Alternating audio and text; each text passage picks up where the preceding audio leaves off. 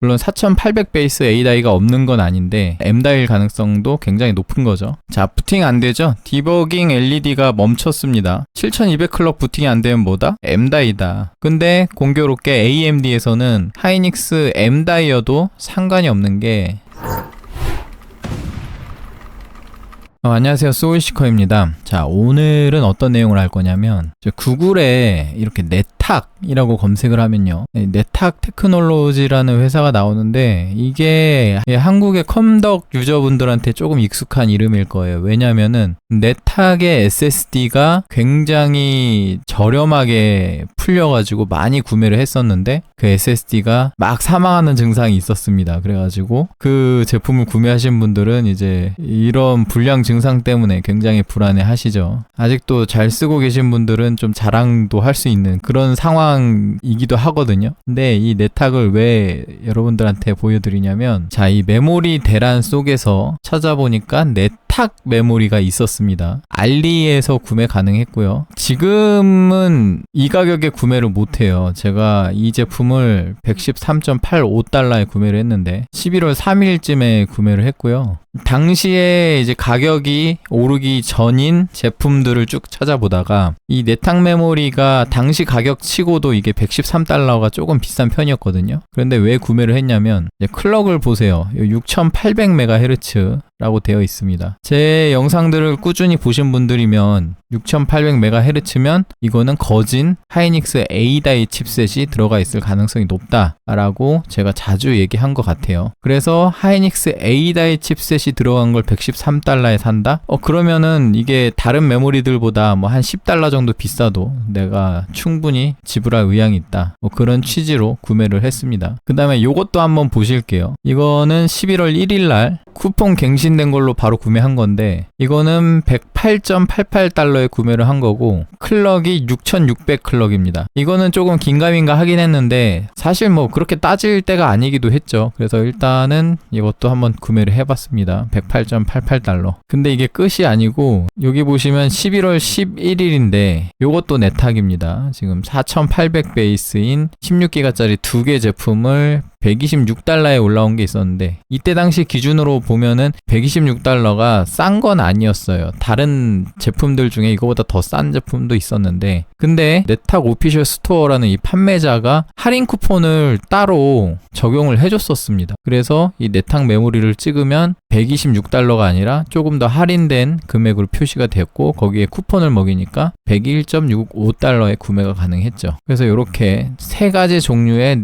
네탁 메모리를 제가 구매를 했어요. 네탁이라고 하면은 한국에서는 이게 불신의 아이콘 그런 느낌이거든요. 근데 제 개인적인 생각으로는 요 메모리도 안에 들어가 있는 칩셋은 삼성, 하이닉스, 마이크론 3개 중에 하나일 거다. 물론 이제 중국산 메모리 칩셋이 들어갈 가능성을 배제할 순 없지만 저는 개인적으로 CXMT에 그 중국산 메모리 칩셋이 들어간 게 제 손에 들어오면은 그것도 개꿀이거든요. 영상각이 나오잖아. 근데 제가 중국산 메모리를 많이 구매를 했는데 아직 그 CXMT 칩셋인 그 중국산 메모리를 아직 하나도 만져보지 못했어요. 최근에 뉴스 기사 보면은 CXMT 자체 개발 DDR5 메모리 출시라고 이게 11월 23일자에 올라왔던데 이거 지금 나온 게 아닙니다. 이거 유통이 되고 있었어요. 조드에서도 예전에 한번 이 CXMT 메모리를 구매했다는 분이 계셔가지고 제가 굉장히 탐냈었는데 CXMT 메모리를 한번 써보고 싶어서 당시에 그거를 판매하셨다는 판매자분한테 제가 메일도 보내봤는데 구매하지 못했어요. 그래가지고 아직 만져보질 못했습니다. 그래서 제 입장에서는 브랜드가 네탁이지만 어쨌든 지금 시점에서 그런 걸 가릴 때가 아니다. 이 가격이면 사보는 것도 나쁘진 않겠다. 그렇게 생각해서 구매를 했고 이렇게 보여드리는 이유는 오늘 보여드릴 메모리가 네탁 메모리라서 그렇습니다.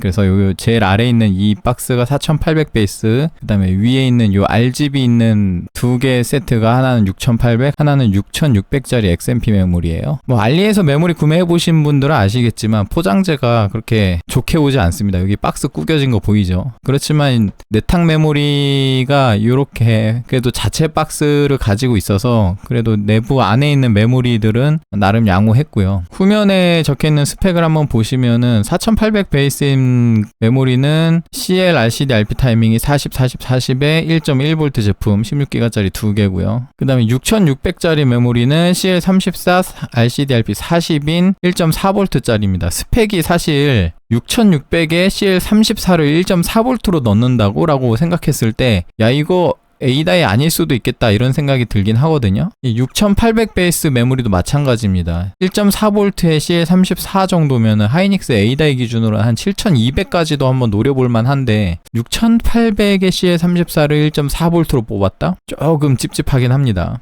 자, 그래서 오늘은 이걸 장착해서 여러분들한테 보여드릴 거고, 사실 테스트는 다 끝났어요. 이게 내부에 어떤 칩셋이 들어가 있는지 제가 다 알고 있는 상황이기 때문에 여러분들한테 하나하나 보여드리면서 시연해 볼 겁니다. 자, 이게 지금 장착된 메모리입니다. DDR5 4800 스펙인 메모리, 여기 모듈 제조사가 네탁이라고 써있죠. 그리고 DRAM 제조사는 마이크론입니다. 그래서 4800 베이스인 RGB가 없던 그 메모리는 마이크론이 들어가 있고요. 4800으로 시작하면서 마이크론인 경우에는 이제 마이크론 1세대, 2세대, 2.5세대 다 해당이 될 수 있는데, 그나마 마이크론 2세대, 2.5세대 뭐 이쯤 되면은 클럭을 6000 정도까지 어떻게든 땡겨볼 수 있을 건데, 마이크론 1세대인 경우에는 6000 클럭도 안 들어가거든요. 마이크론 1세대는 오버클럭해서 쓰는 게 아니라 그냥 순정으로 쓰는 겁니다. 제가 최근에 올려드린 영상 중에 요 영상이 있습니다. 이게 칩셋 특성을 가지고서 어떤 칩셋이 들어가 있는지 확인하는 방법인데, 이거 방식대로 제가 다 테스트는 했고요. 사실 이 메모리 가지고 제가 뭔가를 시연해드리기가 애매한 게, 이거 마이크론 1세대예요. 안 됩니다, 뭐가. 5200 정도는 가능한데 이거 5600도 부팅이 안 돼요. 그래서 사실 이 메모리는 제가 뭔가 시연을 해드리긴 애매하다.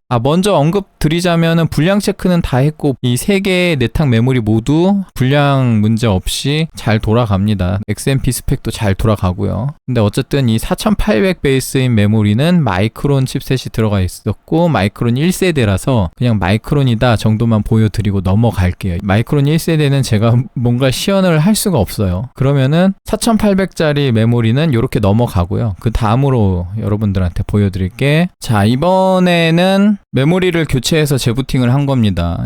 6800 스펙의 네탁 메모리고, DRAM 제조사가 역시 SK 하이닉스입니다. 6800이면 일단 하이닉스일 가능성이 굉장히 높다 그랬죠. 그러면 하이닉스 중에 이게 M다이냐 A다이냐 이걸 놓고 봐야 되거든요. 지금 XMP 스펙을 보면 6800도 들어가 있지만 6400도 있네요. 그리고 X4도 6800하고 6400 스펙이 있습니다. 이 6800, 6400 둘 다 1대1로는 동작이 어렵기 때문에 1대2로 적용이 될 거고요.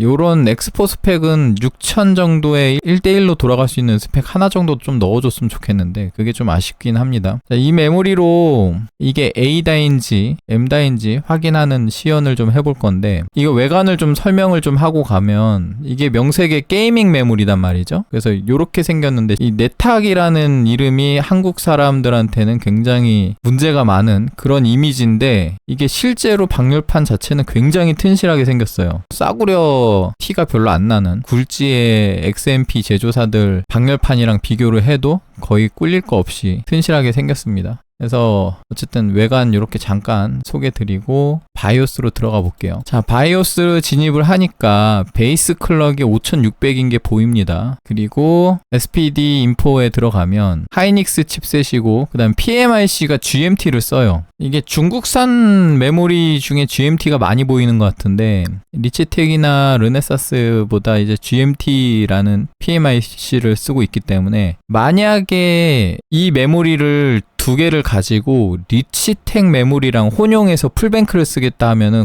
별로 권장하고 싶진 않습니다. PMIC가 다르면은 혼용을 안 하는 게 좋아요. 그래서 어쨌든 얘도 GMT고, 아까 보여드렸던 4800 스펙의 내탁 메모리도 GMT PMIC를 씁니다. 25년 2주차 생산된 지 꽤 오래된 제품이네요. 자, 제가 올린 메모리 특성에 따라서 칩셋을 구분하는 방법에서 제가 어떻게 소개해드리고 있냐면 하이닉스 A다이를 구분하려면 대충 7000에서 7200 정도는 클럭을 넣어보는 게 좋다고 얘기를 하고 있을 겁니다. 왜냐면 하이닉스 M다이로 가능한 클럭이 사실 기록상으로는 7600까지 부팅된 사례가 있고요. 저도 7600까지 부팅 시켜봤고, 근데 7600을 부팅 시키려면은 전압 튜닝을 빡세게 넣어야 돼요. 그러면은 XMP X4 사업을 하려면 단순하게 아주 간단하게 전압을 넣어서 정상 동작하게끔 만들어야 사업성이 있단 말입니다. 근데 전압을 빡세게 잡아야 부팅이 된다? 그러면 7600 클럭은 M다이로 불가능한 사업 아이템이라고 봐야 돼요. 7400도 마찬가지입니다. M다이로 7200 이상 부팅되는 메인보드가 몇 개 없어요. 그 몇 개 없는 메인보드를 타겟으로 7200 스펙에 M다이를 장착한 XMP 메모리를 출시를 하느냐라고 봤을 때 시장에 M다이밖에 없으면은 그것조차 수요가 있긴 했을 겁니다. 근데 공교롭게 하이닉스 A다이라는 제품이 나오면서 M다이로 7200 스펙을 만들 이유가 사라졌어요. 그래서 7200 정도 만들 거면 그냥 하이닉스 A다이로 만들면 되기 때문에, 그래서 7200 정도가 들어가는 M다이의 XMP 메모리는 거의 없다 라고 봐도 됩니다. 거의 없는 게 아니라 아예 없을 거예요, 아마. 근데 이 6800은 조금 애매하긴 해요. 사실 6800을 XMP급으로 들어가는 메인보드도 그렇게 많진 않거든요. 근데 또 없다고 보기도 뭐해요. 이 M다이가 한창 유행하던 시절에는 인텔 12세대의 메모리 컨트롤러를 기준으로 했는데 인텔 13, 14세대 CPU의 메모리 컨트롤러 수율이 상당히 개선되기도 했고, 그 다음에 AMD 쪽에서도 1대2 클럭으로 상당히 고클럭이 들어가기 때문에 M다이로 6800 정도는 가능한 상황이 왔어요. 근데 그걸 XMP 스펙으로 넣어서 사업성을 만들어낼 수 있냐라고 봤을 때 약간 아이러니하다는 거죠. 그래서 6800도 사실 A다일 가능성이 높다라고 저는 평가하고 있는데, 이제부터 검증해보면 됩니다. 이게 하이닉스 칩셋이기 때문에 그러면 클럭을 한번 7000 이상 넣어보면 돼요. 근데 7000도 사실 좀 애매하긴 해요. 그러면 7200부터 넣어보면 될 겁니다. 이게 7200이 들어가면 M다이가 아니라는 소리예요. M다이는 안 될 가능성이 굉장히 높습니다. 그럼 요거부터 이렇게 해서 부팅을 한번 해볼 건데, AMD 시스템이니까 이걸 1대2로 이렇게 세팅을 해주는 게 좋을 것 같고요. 그 다음에 기가바이트 보드 같은 경우는 이렇게 고클럭 세팅을 할 때 전압이나 타이밍을 건드리지 않아도 뭐 적당히 부팅 될 만큼 풀어가지고 시도를 해주기 때문에 다른 거 안 건드리고 그냥 저장하고 나가게 하면 됩니다. 저장하고 나가기. 자, 7200 클럭 부팅이 됐습니다. 네탁의 하이닉스 메모리고 지금 1대2 설정으로 부팅이 됐죠. 전압은 1.1V. 그러면 이게 하이닉스 A다일 가능성이 굉장히 높아진 겁니다. 근데 제가 아까 M다이로도 7600까지 부팅은 해왔다 그랬잖아요. 그럼 거기다 쐐기를 박으려면은 클럭을 높여보면 돼. 공교롭게 지금 장착된 메인보드 이 B850M 포스라는 보드가 하이닉스 칩셋의 메모리를 꽂았을 때 일단 7800 정도를 무난하게 구동시키는 것 같더라고요. 그러면은 좀 더 클럭을 높여서 어디까지 들어가는지 한번 체크를 해볼게요. 일단 이렇게 딸깍으로 7600 정도가 부팅이 되면 M다이로는 절대 불가능한 상황이라고 보시면 되기 때문에 클럭을 조금 더 높여볼게요. 자, 7600으로 이렇게 시도하는 것도 좋긴 한데, 근데 지금 제가 장착한 메인보드가 포스보드다 보니까 7800 시도하는 것도 나쁘지 않을 것 같아요. 클럭만 이렇게 높여놓고 저장하고 나가기. 자, 7800 부팅 됐죠? 이게 M다이였으면 이건 아예 시도조차 안 됩니다. 그러니까 지금 이 내탁 메모리는 하이닉스 A다이가 맞다. 개꿀이다. 하이닉스 A다이 굉장히 저렴하게 잘 샀다. 뭐 이렇게 볼 수 있겠죠. 그러면 장착한 김에 8000 클럭이 되는지만 한번 딸깍 해보고 다음 메모리로 넘어가겠습니다. 자, 8000 클럭으로 바꾸고 다른 거 안 건드리고 이렇게 딸깍하고 부팅 시켜볼게요. 저장하고 나가기. 자, 8000 클럭 딸깍 성공했고요. 그렇지만 이제 DM5 돌리자마자 에러 나죠. 수율이 그렇게 좋은 제품은 아닌 것 같아요. 근데 하이닉스 A다이라고 하면은 뭐가 가능하냐면 바이오스 한번 초기화시키고 세팅에 AMD 오버클럭킹 들어가서 DDRN 인피니티 패브릭 프리퀀시 타이밍스 들어가면 DDR 옵션 들어가면 DDR 타이밍 컨피규레이션 들어가서 메모리 OC 모드에서 이거를 Enable로 바꾸면 메모리 OC 프로필에서 OPP 하이닉스